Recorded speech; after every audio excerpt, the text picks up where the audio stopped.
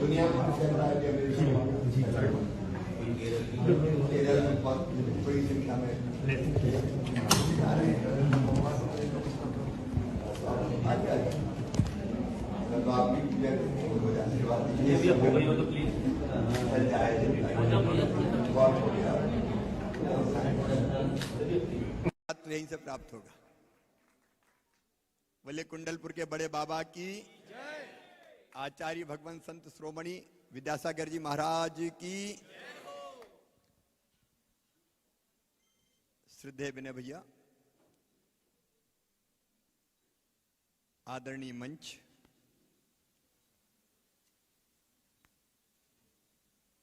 और इस तपोभूमि पर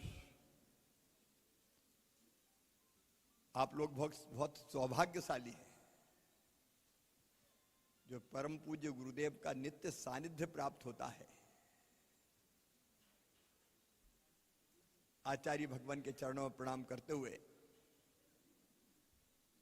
मैं आप सबको भी प्रणाम करता हूं। आपके दर्शन करके हम लोग भी धन्य हो गए। आज शिक्षक दिवस है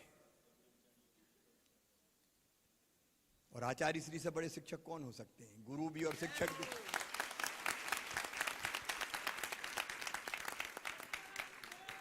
चरणों में प्रणाम मेरा।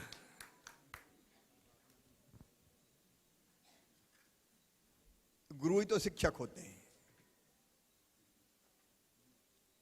गुरुर् ब्रह्मा गुरुर् विष्णु गुरुर्देवो महेश्वरा गुरुर् साक्षात परब्रह्मम तस्मै श्री गुरुवे नमः।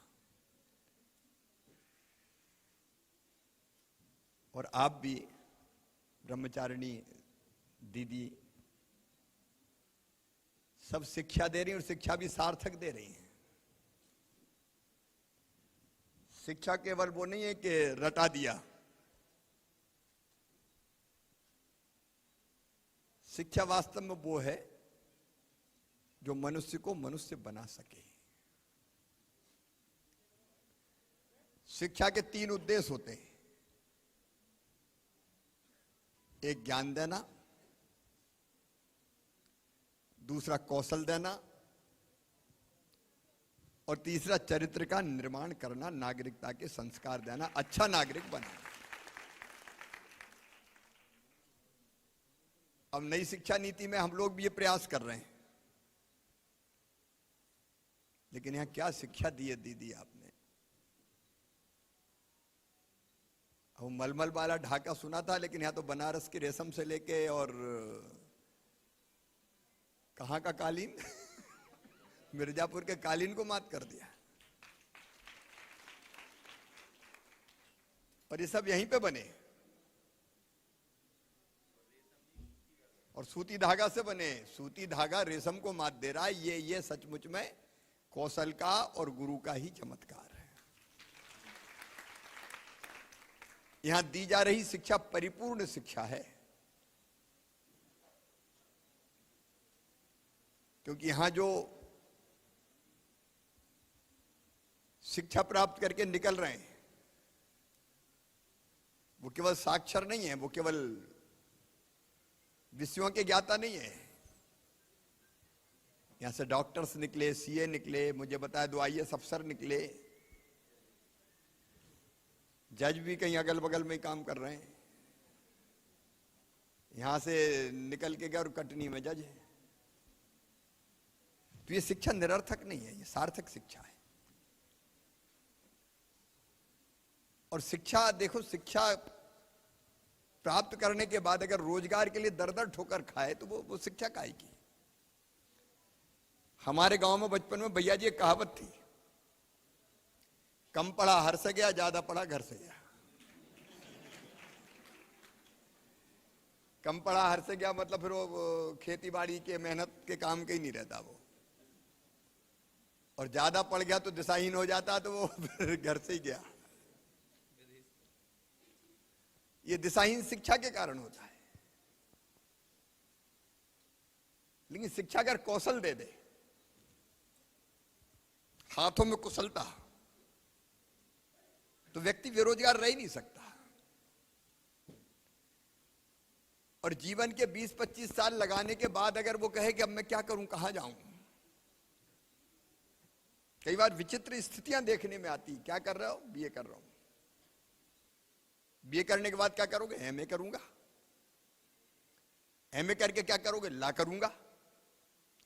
लॉ करके क्या करोगे? पता नहीं। वैसी शिक्षा का कोई अर्थ नहीं है। इसलिए शिक्षा कैसी देनी चाहिए, यह भी आचार्य श्री के चरणों में बैठ के सीखना चाहिए।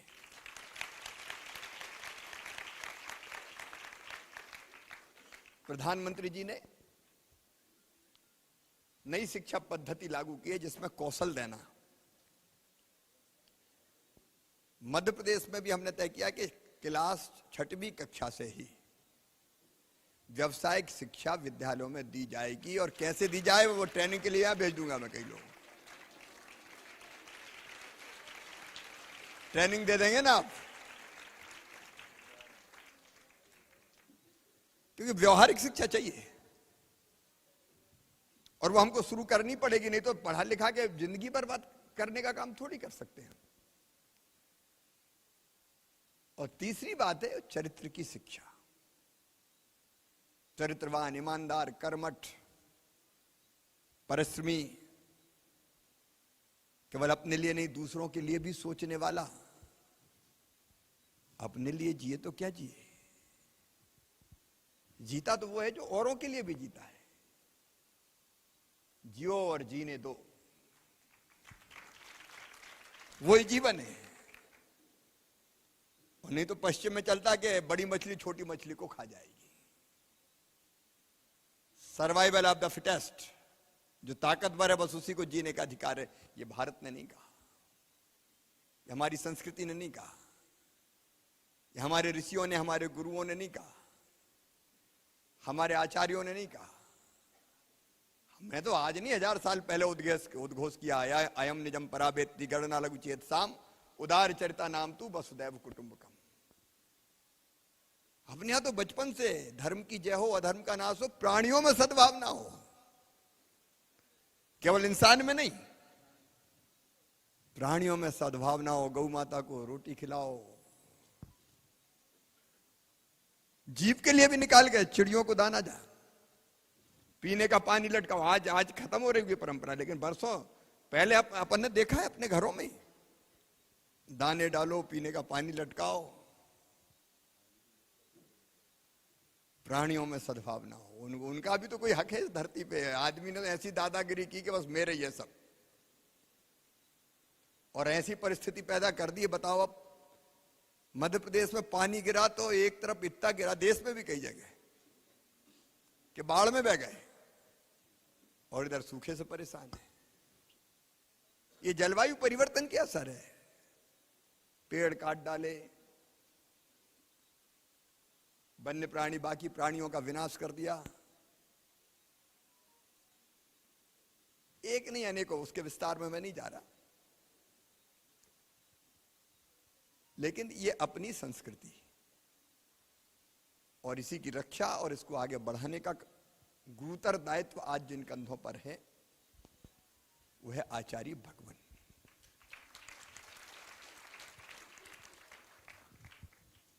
ये व्यक्त करने की बात नहीं है,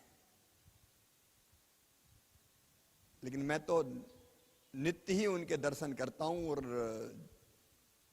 जब भी ध्यान में डूबता हूं मुझे लगता है वो मुझे देख रहे हैं, ताकि ठीक काम करता रहे, गड़बड़ करी तो समझ लेना। वो हमें दिशा दें, मार्गदर्शन कर ही रहे हैं। आज उन्होंने कहा एकता, भारत की एकता का सूत्र नहीं टूटना चाहिए।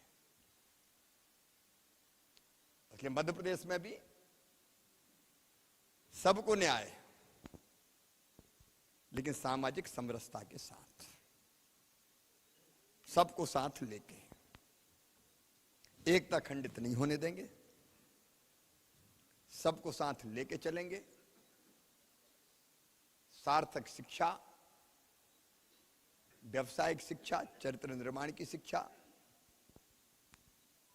अब देखो, ये दीदियों के प्रति मेरा मन आदर और श्रद्धा के भाव से भरा हुआ है, जिनने अपना संपूर्ण जीवन संपूर्ण जीवन झोंक दिया दूसरों को शिक्षित करने के लिए। ये दुर्लभ सौभाग्य है, नहीं तो खाने पीने में ही उम्र गुजर जाती है, जीवन निरर्थक हो जाता है। ये सार्थक जीवन है। आप धन्य हैं, सौभाग्यशाली हैं। और धन्य क्यों ना हो, आचार्य श्री के चरणों में बैठ के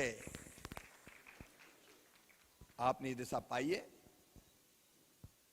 आज तो मैं आचार्य श्री के चरणों में प्रणाम करता हूं, आपको बारंबार प्रणाम करता हूं। हमारी श्रद्धा के केंद्र, आशीर्वाद दें। मैंने आचार्य श्री से भी कहा कि भगवान थोड़ा पानी गिरवा दो और कोरोना कंट्रोल करवा देना, बहुत परेशान हूं मैं। इस बार 16 महीना बने हुए, 8 महीने कोरोना ही में निकल गए, पूरे बंद ही बंद। तो आपकी कृपा भी बरसे और आचार्य श्री के पास से नई ऊर्जा प्राप्त करके जा रहा हूं। 20 अक्टूबर को उनका जन्मदिन है। तो पिछली बार हम लोगों ने पुरस्कार दिया था खजुराहो में, शायद जीवदया पुरस्कार। उसके बाद वो नई सरकार बन गई दूसरी, तो वो बंद हो गया। बाद में कोरोना में हम नहीं दे पाए। अब 20 अक्टूबर को जरूर देना है। जन्मदिन पे ही आचार्य श्री के, ठीक है ना भैया जी। और जो दिशा निर्देश वहां से मिले हैं, चाहे वो कुंडलपुर के, चाहे यहाँ का जो बताइए, अभी 100 बिस्तर का चल रहा, 800 बिस्तर का बनने वाला है। आयुष आयुर्वेद पद्धति, भारतीय संस्कृति, जिसके कोई साइड इफेक्ट नहीं। आचार्य श्री जी ने रिसर्च की, शोध की बात कही है, उसकी व्यवस्था वो सब चीजें करेंगे। मतलब कोई अहंकार थोड़ी, करने वाले तो वो बैठे हैं। तेरा तुझको अर्पण, क्या लागे मेरा। अपन तो भाव पैदा कर दिया, इसलिए अपन करेंगे। आचार्य श्री आप करो, हमसे करवाओ। आपके चरणों में प्रणाम, एक बार फिर आशीर्वाद की कामना, और दीदियों के चरणों में भी बारंबार प्रणाम।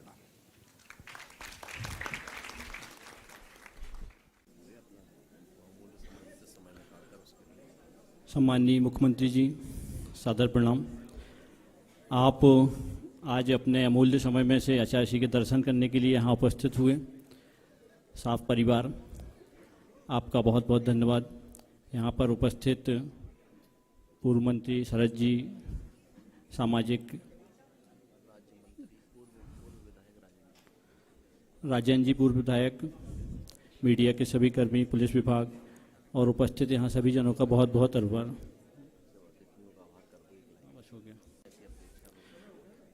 माननीय मुख्यमंत्री जी, आपने 20 अक्टूबर को जो जीवदया पुरस्कार के लिए घोषणा की है, दोबारा उसको प्रारंभ करने के लिए, इसके लिए आपका बहुत बहुत आभार।